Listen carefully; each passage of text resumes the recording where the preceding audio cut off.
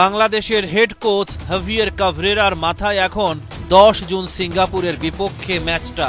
সেদিন ঢাকা জাতীয় স্টেডিয়ামে শক্তিশালী প্রতিপক্ষের বিপক্ষে মাঠে নামবে হামজারা। র্যাঙ্কিংয়ের 127 নম্বরে থাকা ভারতকে তাদেরই মাঠে রুখে দিয়েছিল বাংলা। র্যাঙ্কিংয়ের 161 নম্বরে থাকা সিঙ্গাপুরকে নিজেদের মাঠে তাই হারানোর ছকি আঁকবেন কাভরেরা।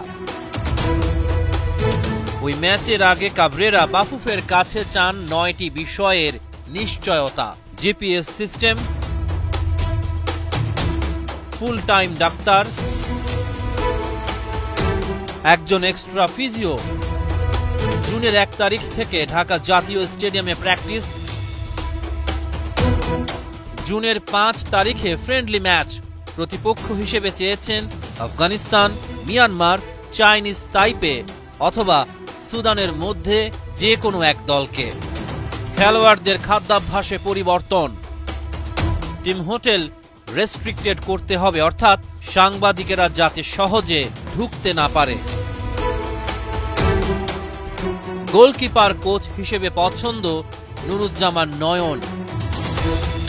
ফুল টাইম ম্যানেজার পাওয়া গেলে ভালো, না হলে ম্যানেজার হিসেবে আমের খানকেই চান কাভরেরা।